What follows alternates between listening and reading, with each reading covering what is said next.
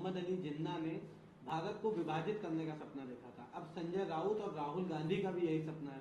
संजय राउत राहुल गांधी के साथ मिलकर इस देश को तोड़ने की साजिश कर रहे हैं, क्योंकि उन्हें पता है कि भारत की जनता उनके इरादों को समझ चुकी है और अब उन्हें कभी समर्थन नहीं मिलेगा। वो एक पाकिस्तान बनाना चाहते हैं और राहुल गांधी को उसका प्रधानमंत्री बनाना चाहते हैं। प्रमोद कृष्णन का कोई सिद्धांत नहीं है, कोई नीति नहीं है। पहले कांग्रेस पार्टी में थे तो राहुल गांधी को कहते थे प्रधानमंत्री बनाएंगे, और अब कांग्रेस से छोड़ करके भाजपा में गए हैं। उनका कोई चरित्र नहीं है और कोई जो है उनका सिद्धांत नहीं है। उनके बातों को किसी प्रकार से गंभीर रूप से मत लीजिए। उनकी कथनी और करनी में जमीन आसमान का अंतर है। आज all India Muslim personal law board ने वक्फ संशोधन विधेयक 2024 के खिलाफ विरोध प्रदर्शन किया, जिसको लेकर उप मुख्यमंत्री केशव प्रसाद मौर्य ने कहा है कि मैंने देखा है कि all India Muslim personal law board द्वारा दिल्ली के जंतर मंतर पर प्रदर्शन किया जा रहा है। वक्फ बोर्ड के संशोधन इस देश के गरीब मुसलमानों के हित में है। इसके लिए एक संयुक्त संसदीय समिति बनाई गई है, इसमें चर्चा हुई है। इस पर विरोध कर रहे विपक्ष ने मुस्लिम सशक्तिकरण पर राजनीति करने का अपना असली चेहरा उजागर कर दिया है। वक्फ नियमावली में जो संशोधन किया गया है उसके माध्यम से वक्फ की जमीनों को हड़पने का भाजपा का प्रयास है। भाजपा के नेता ये चाहते हैं कि जो वक्फ की जमीनें हैं उन पर उनका कब्जा हो जाए और उन पर उनकी कोठियां बन जाएं।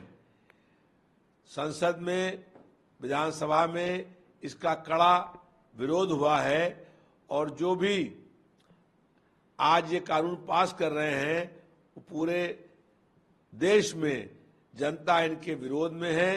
और आज दिल्ली से लेकर के और हर प्रदेश में, हर जिलों में वहां प्रदर्शन हुआ है। भारतीय जनता पार्टी जनता के मुख्य मुद्दों से जनता को गुमराह करना चाहती है, इसीलिए ऐसे काले कानून ला करके जनता का ध्यान बांटना चाहती है।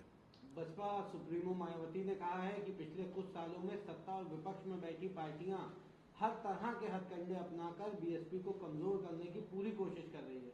मैं किसी भी कीमत पर उनके मंसूबों को कामयाब नहीं होने दूंगी।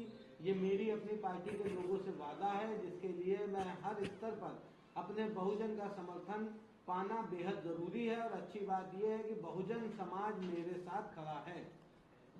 पूरा देश ये बात जान गया है कि BSP supremo Mayawati Bharatiya Janata party की बी टीम बन गई है और भारतीय जनता पार्टी के कहने से लोगों को पार्टी से निकालती हैं। उनका बयान भाजपा के ऑफिस में टाइप होता है। उनका जन आधार समाप्त हो गया है। लोकसभा में उनका एक भी सांसद नहीं है और विधानसभा में एक विधायक हुआ था, वो भी विधानसभा में नहीं आ रहे हैं। तो बीएसपी का पूरे प्रदेश और देश में जन आधार समाप्त हो गया है।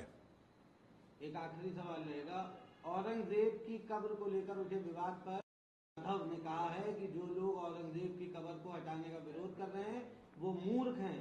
अपने 27 साल के शासन में औरंगजेब ने कई हिंदुओं को धर्म परिवर्तन के लिए मजबूर किया, कई मंदिरों में तोड़फोड़ की।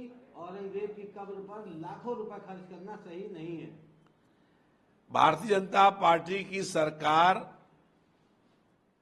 जनता को गुमराह करने के लिए मुख्य मुद्दों से जनता का ध्यान बांटना चाहती है। भाजपा के नेताओं के दिमाग में औरंगजेब और जिन्ना घुसे हुए हैं। उन्हें जनता की समस्याओं की ओर से कोई मतलब नहीं है।